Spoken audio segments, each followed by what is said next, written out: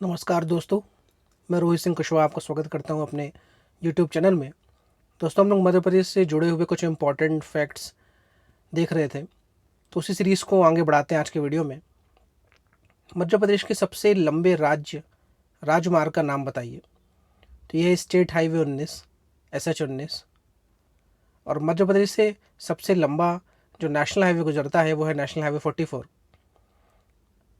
उस्ताद आमिर खान किस क्षेत्र से जुड़े हुए थे?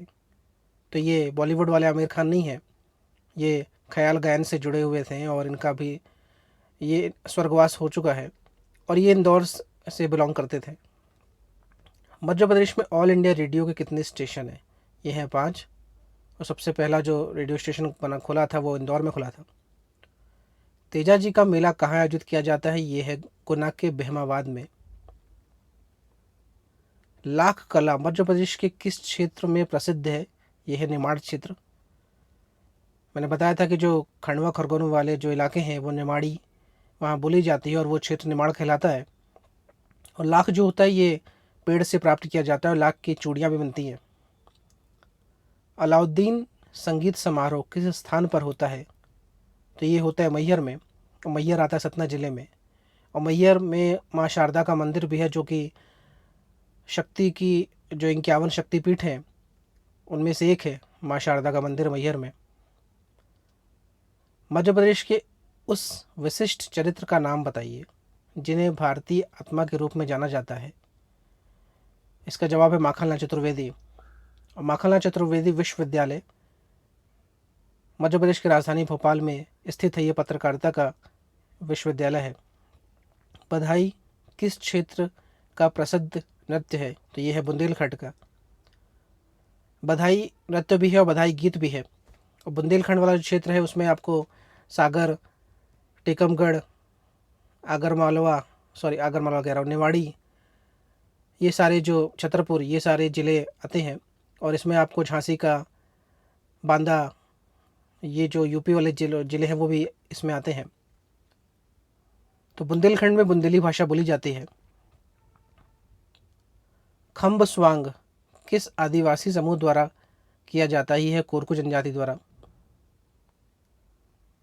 एस्बेस्टस बहुतायत में मध्य प्रदेश में झाबुआ जिले में मिलता है और झाबुआ से ही अलग होकर अलीराजपुर जिला बनाया गया था।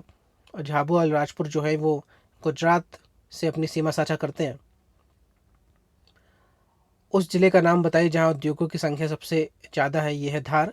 और धार में भी जो जगह है पीथमपुर, जिसको हम मध्य प्रदेश का इंडस्ट्रियल हब कहते हैं और मध्य प्रदेश का डेट्रॉइट कहते हैं, इस कारण धार जिले का नाम आता है। लेकिन जो पीथमपुर है ये इंदौर से करीब करीब है। किस जिले में अधिकतम कार्य सहभागिता दर्ज की गई है? डिंडौरी जिला। मध्य प्रदेश के किस जिले में अधिकतम भूपृष्ठ जल है? यह है होशंगाबाद। और ऐसा इसलिए कि यहाँ पे इस जिले से नर्मदा नदी होकर गुजरती है और यहाँ पे आपको तवा नदी भी मिलेगी। कुल कितने राष्ट्रीय राजमार्ग राज्य को पार करते हैं? इनका जवाब है 20। किस जिले में कुरंड पाया जाता है? ये है पिपरा, सिंगरौली। और सिंगरौली जो है सीधी जिले से अलग होकर ये जिला बना था। और सिंगरौली में एक तहसील है बैढ़न, जिसे मध्य प्रदेश की ऊर्जा राजधानी कहते हैं। यहाँ पे आपको कोयले के काफ़ी अधिक भंडार मिलेंगे और जो थर्मल पावर प्लांट है वो भी आपको यहाँ मिलेंगे। साथ में कोयले के जो बड़ी बड़ी खदानें यहाँ पे मिलेंगी आपको, चाहे वो सरकारी हो या प्राइवेट। मध्य प्रदेश के उस जिले का नाम बताइए जो रतन जोत की खेती करता है, जिसका इस्तेमाल बायोडीजल तकनीक में किया जाता है। ये है इंदौर। रतन जोत को जेट्रोफा के नाम से भी जानते हैं। और नेशनल बायोफ्यूल पॉलिसी जो 2018 ये आई है, इसमें 3 प्रकार के बायोफ्यूल रखे गए हैं, जिसमें 1G, 2G और 3G इनके बाइफर्केशन है। मध्य प्रदेश के पहले ताप विद्युत केंद्र का नाम बताइए है चांदनी पावर स्टेशन। ये मिलेगा आपको नेपानगर में, बुरहानपुर ज़िले में। और नेपानगर में जो न्यूज़ पेपर प्रिंटिंग फैक्ट्री है उसको ऊर्जा प्रदान करने के लिए चांदनी पावर स्टेशन बनाया गया था। तो नेबा नगर से हमें जो अखबारी कागज़ है वो मिलता है। और बुरहानपुर जो शहर है ये ताप्ती नदी के किनारे बसा हुआ है। बाण सागर बांध परियोजना किस राज्य की संयुक्त परियोजना? ये MP, UP और बिहार।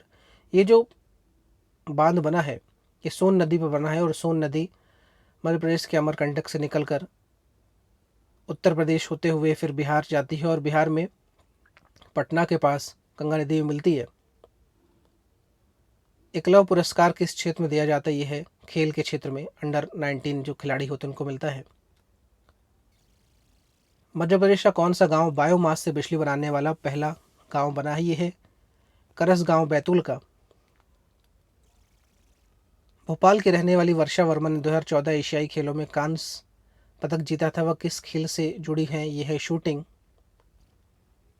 भोपाल के ऐशबाग स्टेडियम मुख्य रूप से किस खेल संबंधित है? यह है हॉकी और भोपाल से काफ़ी बड़े हॉकी खिलाड़ी निकले हैं, भोपाल और इंदौर के महू से।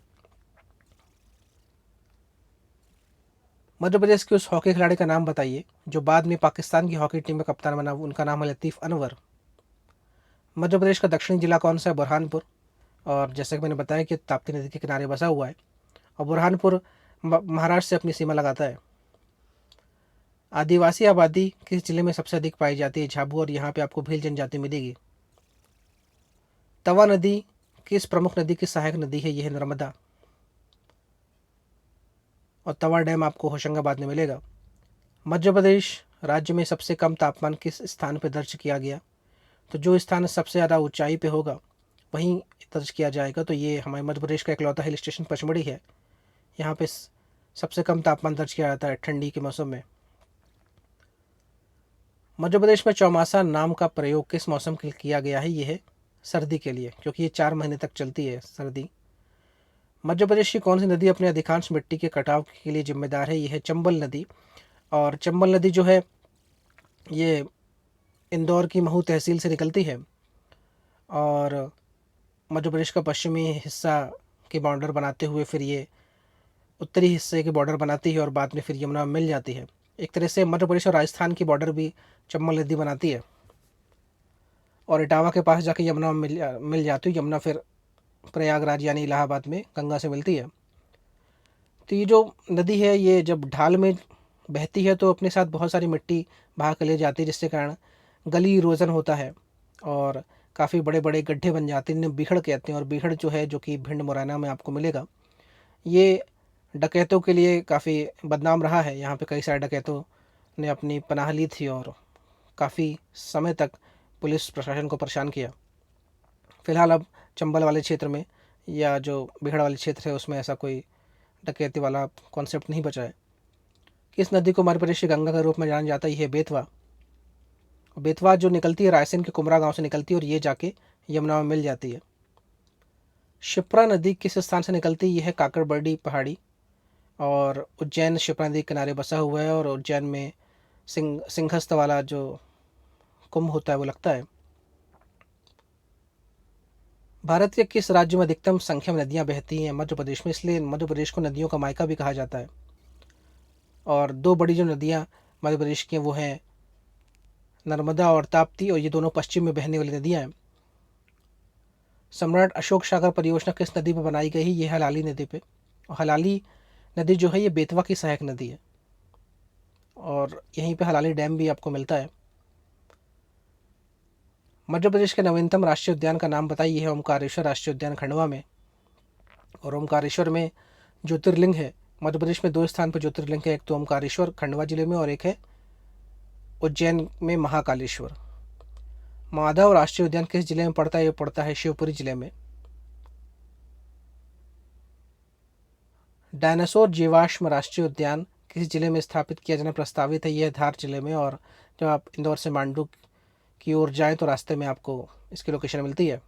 और जो मांडू की मैंने बात की ये भी धार जिले में आती है और इसे आनंद नगरी या सिटी ऑफ जॉय भी कहा गया है।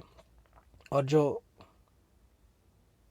मालवा के जो शासन हुआ है, जो मालवा सल्तनत थी, उसने अपनी राजधानी बाद में मांडू शिफ्ट कर ली थी। जो होशंग शाह नाम का राजा था उसने, और उसी होशंग शाह के नाम से होशंगाबाद शहर का नाम पड़ा क्योंकि उसने होशंगाबाद की स्थापना करवाई थी।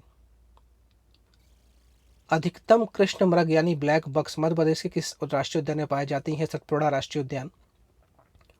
और सतपुड़ा राष्ट्रीय उद्यान आपको होशंगाबाद में मिलेगा। होशंगाबाद और जो उसके आसपास के ज़िले हैं वहाँ पे मिलता है।